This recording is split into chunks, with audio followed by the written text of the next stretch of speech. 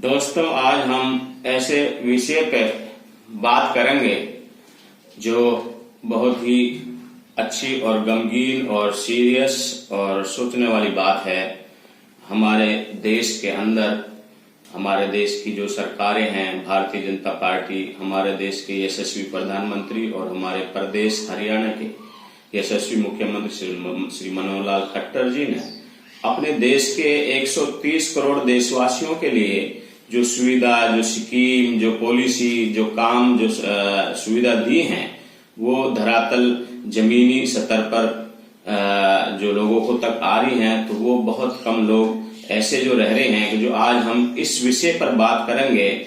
जो हमारे देश के प्रधानमंत्री, यशस्वी प्रधानमंत्री, जो सबका साथ, सबका विकास, सबका विश्वास पर काम करते हैं, वो सबका विश्वास जीतते हैं। मैं उसको सैल्यूट करता हूं, इस बात के लिए बार बार सैल्यूट करता हूं, क्योंकि हमारे देश के यशस्वी प्रधानमंत्री और हमारे प्रदेश के यशस्वी मुख्यमंत्री श्री मनोहर लाल खट्टर इतने ईमानदार और सच्चाई से काम करते हैं देशवासियों के लिए, चाहे वो किसी भी विषय का काम हो। आज मैं एक ऐसे विषय पे बात करता हूं। हमने अनेकों प्रदेशों में, देश में जाकर के गरीब जनता की, भारतीय सफाई कर्मचारी महासंघ की और सभी कर्मचारियों की, अनेकों लोगों की आवाज उठाते हैं। आज हम अपने गांव की, धौज गांव की ऐसी स्थिति और वो सोच बताएंगे कि जो लोगों को अभी तक बहुत गुमराह है। हमारे देश के यशस्वी प्रधानमंत्री ने हमारी स्वराज ग्राम पंचायतों से जो मीडिया के माध्यम से कॉन्फ्रेंस की थी, वो बहुत ही अपने आप में एक अद्भुत और काबिले तारीफ की बात थी कि लाखों आदमी, सरपंच एक प्रधानमंत्री से ग्राउंड लेवल यानी जमीनी स्तर पर डायरेक्ट बात करना, उनसे रूबरू बात करना, उनकी सोच में सोच रखना, उनकी हर सुविधा बताना, उनकी बात को सुनना, ये बहुत बड़ी अपने आप में एक काबिले तारीफ की बात है। और मैं अपने देश के यशस्वी प्रधानमंत्री को इस मीडिया की कॉन्फ्रेंस जो ग्राम पंचायतों से जो बात हुई थी, मैं उनके लिए अपने बहुत बार बार सैल्यूट करता हूं प्रधानमंत्री को कि ऐसे प्रधानमंत्री हमारे देश में अभी तक आए नहीं।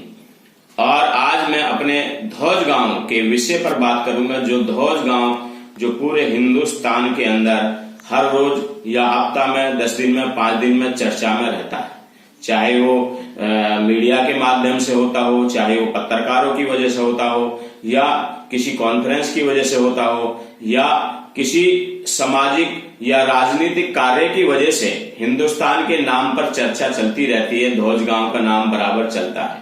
आज मैं उसी धौज गांव के लिए चर्चा करूंगा। जिस धौज गांव में हम रहते हैं वो 25,000 घर की बस्ती है, यानी कि 25,000 आदमी उस गांव में रहते हैं, जो किसान भी हैं और गरीब भी हैं, कुछ अमीर लोग भी हैं, कुछ बीच के मिडिल क्लास के लोग भी हैं, जिसमें सभी जाति के लोग रहते हैं। वो एक ऐसा गांव है जो बहुत ही अमन, सुकून, प्रेम संबंध से काम करता है और सारे भाईचारा बनाकर रखते हैं। सभी धर्म के लोग अब एक भाई जैसे काम करते हैं, किसी को कोई भेदभाव नहीं है। ऐसा गांव हिंदुस्तान के अंदर मुझे लगता नहीं कहीं होगा। इतना प्यार, प्रेम, संबंध, आज तक यहाँ कभी कोई ऐसी चीज, नफरतबाजी नहीं हुई। लेकिन मैं अपने देश के प्रधानमंत्री, यशस्वी प्रधानमंत्री से अपील व दरखास्त करता हूं कि और अपने प्रदेश के यशस्वी मुख्यमंत्री जी से इस विषय पर ध्यान से सोचने की बात है। और बहुत कुछ गंभीर बात है, और जो आपको जमीनी स्तर से यानी कि ग्राउंड लेवल की रिपोर्ट आपको देना चाहता हूं, और आप उस पर संज्ञान लें, उस पर सोचें, उस पर इंक्वायरी बिठाएं, अलग से क्रॉस चेकिंग बिठाएं और क्रॉस चेकिंग करके लोगों से पूछा जाए कि उनको वो सुविधा वहां तक मिली है या नहीं मिली। आज मैं एक चीज पर ऐसे विषय करता हूं कि हमारे जो कोरोना वायरस, जो खतरनाक बीमारी जब चल रही थी, तो उसमें लोगों को हमारे प्रधानमंत्री की तरफ से हमारे भारतीय जनता पार्टी की तरफ से एक कमेटी बनाई, कोविड-19 मैनेजमेंट डिस्ट्रिक्ट लेवल कमेटी। उसका ये फार्म है और उस कमेटी के अंदर ऐसे लोगों के फार्म भरे गए हैं जो हमारे धौज गांव के अंदर 20 वार्ड हैं, 20 मेंबर हैं, एक सरपंच है, और 20 वार्डों के अंदर जो कमेटी यानी कि 22 से लेकर और 29 वार्ड तक जो भी मेंबर उसमें बनाए वो ऐसे मेंबर बनाए जो राजनीति के विषय से पता ही नहीं, उनको सामाजिक कार्य को जानते ही नहीं। और इतने कुछ लोग तो ऐसे बुजुर्ग हैं कि जो 80, 70, 75 साल के, जो नमाज पढ़ने के लिए भी घर से बाहर नहीं जा सकता, तो वो लोगों की क्या मदद करेगा? ऐसे हालात में मैंने कभी सुना नहीं, मैंने ग्राउंड लेवल पर, जमीनी सतह पर गांव में चेकिंग, क्रॉस चेकिंग की, लोगों से पूछा, अभी तक किसी भी कमेटी के किसी भी वेंटिलेटर ने उनको राहत सामग्री की कोई चीज नहीं दी। दूसरा विषय ये है, जो मेंबर उन्होंने बनाए हैं, एक बुजुर्ग आदमी बनाया, उसका नाम अनवर नंबरदार है, उसका बेटा डिपो होल्डर है। जो कमेटी का सामग्री आ रही है, जो उसको मेंबर बनाया हुआ है, वो गरीब जनता जिसका पीला कार्ड है, वो पीले कार्ड वाले सामग्री लेते हैं डिपो होल्डर से, तो उनको यही नहीं पता है कि ये कमेटी का माल आ रहा है कि ये डिपो होल्डर का माल आ रहा है। ऐसे अनेकों जो लोग इसमें मेंबर बनाए हुए हैं, सभी ऐसे लोग हैं, उनको यही पता नहीं है कि हम कमेटी के मेंबर भी हैं। जो कमेटी के मेंबर बनने लायक है वो सामने आते नहीं। मैं आज ऐसे विषय पे बात करता हूँ। आज हमारे गांव के जो मास्टर होते हैं, दिनेश मास्टर नाम उसका, सरकारी स्कूलों में पढ़ाते हैं, वो बीएलओ है, कभी आते रहते हैं वो, कभी पहचान पत्र बनाने के लिए फार्म भरते हैं, कभी ऑनलाइन सर्वे करते हैं, कभी कुछ। तो वो कभी कभार, अभी सर्वे चल रही थी गांव के अंदर, तो गांव के अंदर कुछ लोगों के फार्म भरे, और वो फार्म था ये कोविड-19 का। अब उस फार्म के अंदर जो लोगों के जो फार्म भरे जा रहे थे, अब हमारे इलाके के, हमारे गांव के 25,000 लोग जो हैं, उसमें गरीब भी हैं, अमीर भी हैं, पढ़े लिखे भी समाज के हैं, अनपढ़ भी हैं, जिसमें 80% लोग अनपढ़ हैं और 20% लोग पढ़े लिखे हैं और 5% लोग अमीर लोग हैं, 80% लोग गरीब हैं, किसान हैं, और जिनके पास मतलब जमीन ही नहीं है या मजदूरी भी करने के लायक भी नहीं लोग। आज कोविड-19 के अंदर कोरोना वायरस जो खतरनाक बीमारी जब चली, तो उसमें उसकी मजदूरी, उनके तिजारत, उनके कारोबार, उनकी दुकान, उनकी रेहड़ी सब बंद हो गई। ऐसे हालात के अंदर हमारे जो गांवों के सरपंच हैं और हमारे गांव के जो 20 वार्डों के जो मेंबर हैं, उनको आगे आना चाहिए था, उनको पहल करनी चाहिए थी कि गवर्नमेंट की जो स्कीमें हैं और जो वो घर घर गहले बतानी चाहिए थी। तो हमारे यहाँ के जो बीएलओ जो मास्टर है, वो क्या कहता है लोगों से, अब के लोग पूछते हैं कि आप फार्म, वो कहता है कि फार्म भरवा लीजिए, चौपाट पे जाके कहीं इधर उधर, तो लोगों से कहते हैं फार्म भरवा लीजिए। लोग पूछते हैं कि भाई किस चीज का फार्म है, हमें किस चीज का बेनिफिट मिलेगा। तो वो क्या कहता है इस फार्म के लिए, वो मेरे पास आया कल की डेट में, यानी कि कल जब आए हो तो मेरे से कहा कि भाई आपका भी मैं सर्वे करने के लिए आया हूं। मैंने भी उसको फार्म देखा, मैंने उससे पूछा आप किस चीज का फार्म भर रहे हैं। उसने कहा मैं कोविड-19 का मैनेजमेंट लेवल की कमेटी का भर रहा हूँ। कमेटी बहुत पहले बन चुकी और अब वो करीबन डेढ़ महीना के लगभग हो रहा, आज वो फार्म भरने के लिए आया। मैंने उसको अपने पूरे डॉक्यूमेंट्स दिए, उसने राशन कार्ड मांगा, ये मेरा राशन कार्ड था, मेरा अपना राशन कार्ड है, ये मेरे फैमिली मेंबर लिखे हुए हैं, ये मेरे पूरे बच्चों के डॉक्यूमेंट्स हैं, ये मेरे पूरे बच्चों के डॉक्यूमेंट्स हैं। ऐसे डॉक्यूमेंट्स वो सब मैंने उसको दिए और देने के बाद में उससे कहा भाई मेरा फार्म भर लीजिए। लेकिन उन्होंने फार्म जो भरा, तो ये फार्म नहीं भरा उसने एक रजिस्टर्ड में नाम लिखा और रजिस्टर्ड में उसने कोई अकाउंट नंबर नहीं, कोई IFSC कोड नहीं, कुछ नहीं भरा। और उसने कहा हम ऑनलाइन बाद में करेंगे। और फिर उसने एक चीज कहा मेरे से, अब हमने कुछ लोगों के फार्म भरे, उनमें अकाउंट नंबर भी हमने भरे और कुछों के हमने बिना अकाउंट नंबर भी फार्म भरे। लेकिन मैं आज ऐसे विषय पर ऐसी चर्चा करना चाहता हूं जो बहुत सोचने की, समझदारी की और दिमाग से लगाने की बात है।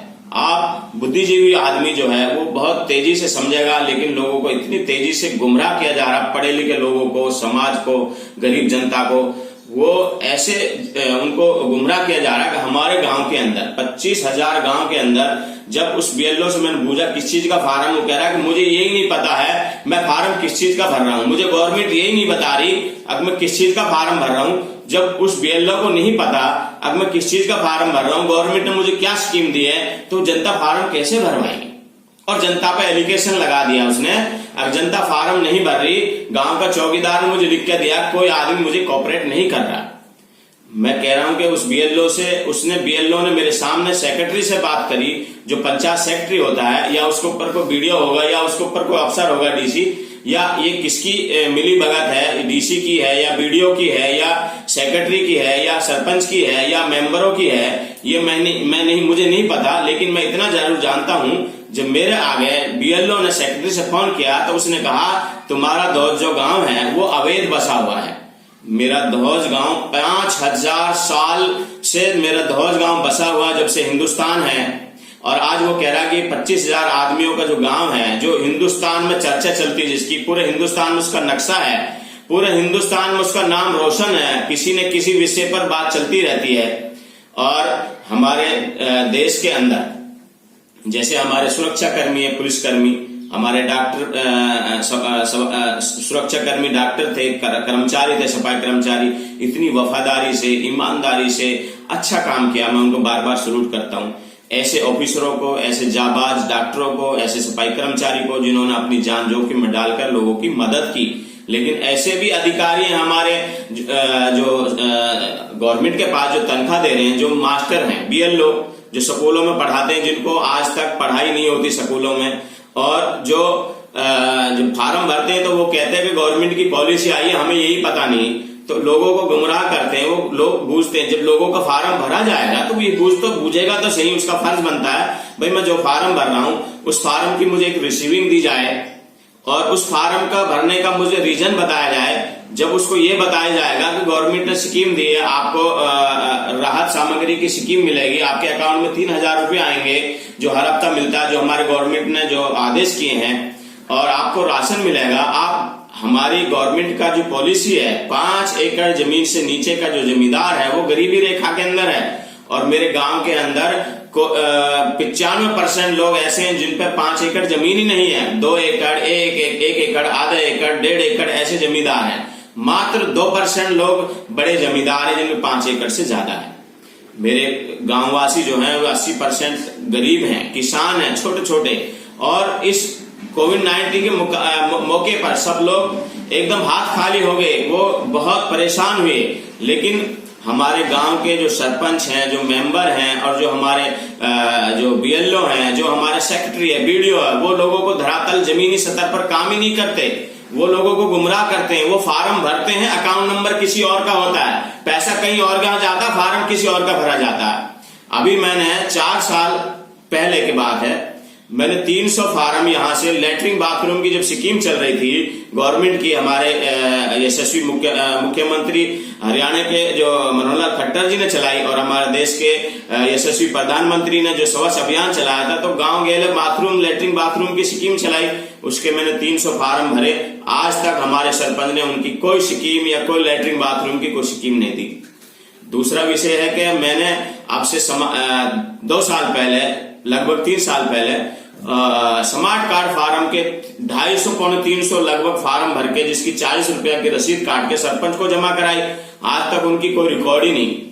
और हमारी यहाँ की आंगनवाड़ी जो औरतें आती हैं, लड़कियां आती हैं जो उसमें काम करती हैं, वो घर गैला आती हैं, पूछती हैं डिटेल कि आपके घर में कोई लड़की पढ़ी लिखी है, कितनी पढ़ी लिखी है, उनकी डिटेल और फार्म भरती हैं। अकाउंट नंबर भरती नहीं, आईएफएससी कोड नहीं भरती, उनका स्कूल नाम नंबर सब भर ले जाती हैं, स्कीम कुछ मिलती नहीं। यानी कि जमीनी सतह पर, जमीनी लेवल पर जब मेरे गांव में ये हाल है, तो और मुझे लगता है कि लाखों जो सरपंच हैं हमारे अनेकों प्रदेशों के अंदर, हमारे देश के अंदर कितने लोग ऐसे गुमराह होंगे।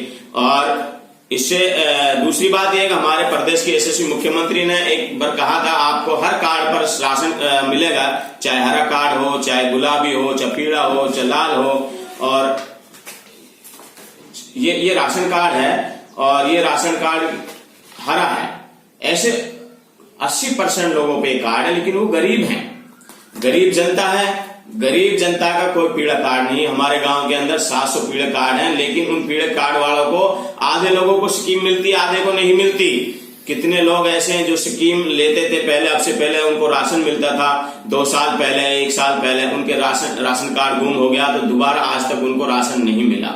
हमारे डिपो होल्डर इतने सख्त और बेकार किस्म के लोग हैं, उनको पता ना किसका आदेश है, किससे वो मिले हुए हैं, कौन उनको सपोर्ट करता है, इसकी मुझे नहीं पता। लेकिन मैं इतना जानता हूं कि वो गरीब आदमियों को कोई राशन नहीं देते, वो गिने चुने उन लोगों को राशन देते जो उनसे मिले हुए हैं, वो भी पूरा राशन नहीं देते।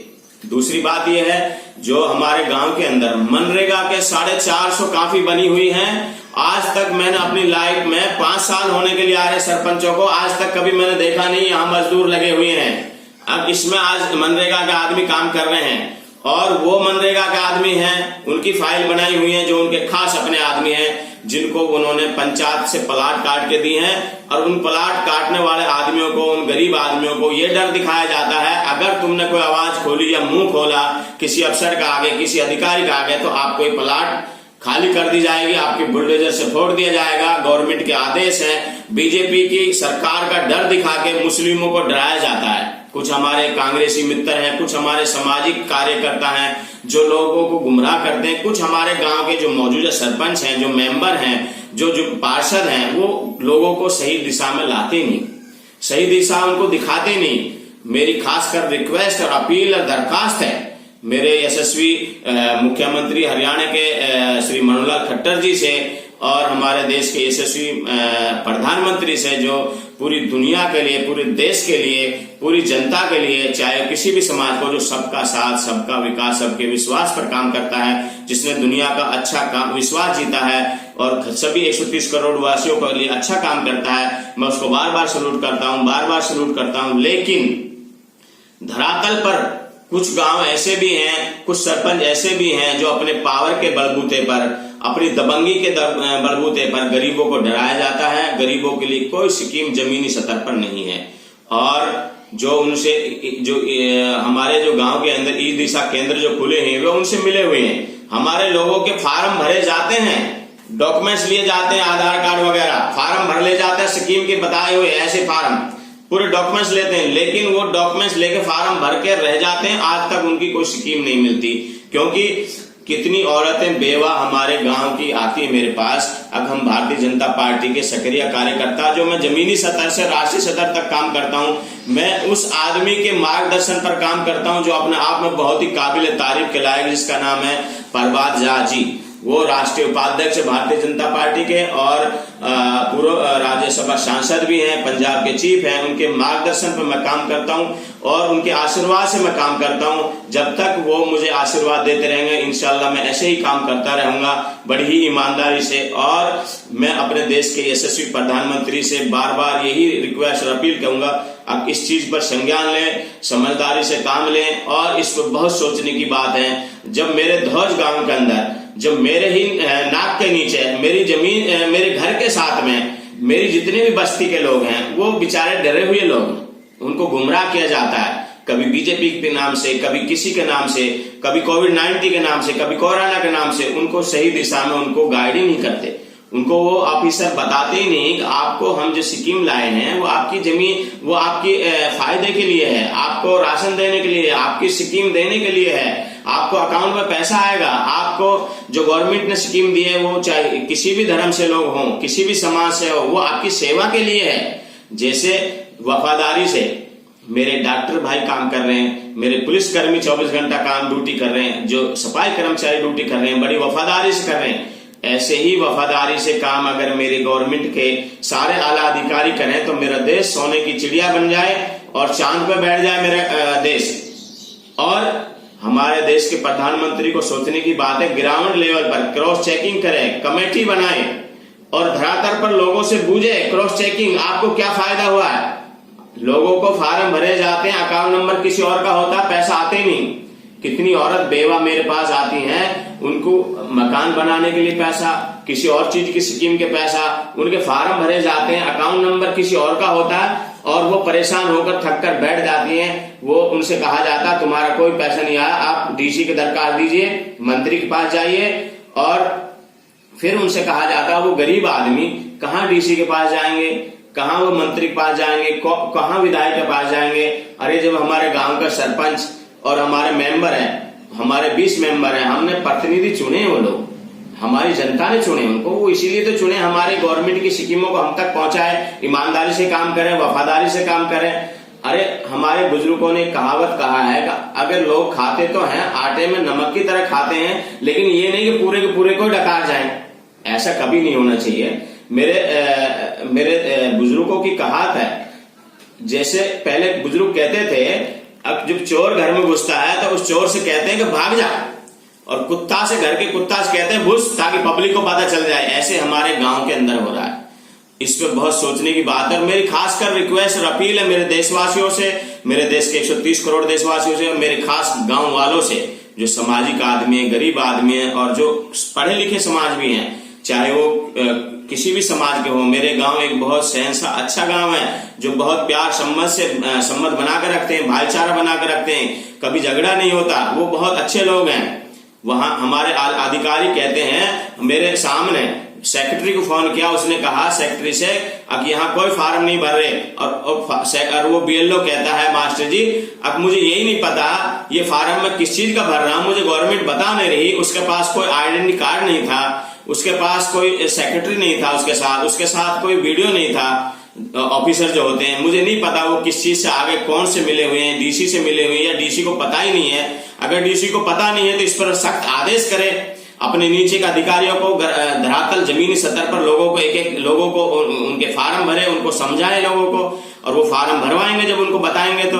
और अगर वो उसको नहीं पता, अगर उसके साथ मिले हुए हैं तो उनको समझ जाना चाहिए कि ऐसा नहीं करेगा। हमारी सरकार, हमारा देश का जो मुख्य प्रधानमंत्री है, यशस्वी प्रधानमंत्री श्री नरेंद्र भाई मोदी जी, बहुत सख्त हैं, ईमानदार हैं, वफादार हैं देश उसको सल्यूट करता है, देश उसको मान सम्मान करता है। वो राष्ट्रवादी पार्टी के लिए काम करता है, राष्ट्र के लिए काम करता है, अपने देश के लिए काम करता है। मैं उसको बार बार सल्यूट करता हूं। और अपने धौज गांव के देशवासियों को और हमारे धौज गांव के वासियों को मैं खासकर अपील और रिक्वेस्ट करता हूं कि आप ऐसे गलत काम ना करें। आप समझिए, आप उनको बताइए, अगर वो गलत गाइड कर रहा है आप उसकी कॉन्फ्रेंसिंग करिए, आप वीडियो बनाइए उसको, और आप फेसबुक व्हाट्सएप पर छोड़िए, ताकि लोगों को पता चलेगा हमारे गांव में हो क्या रहा है।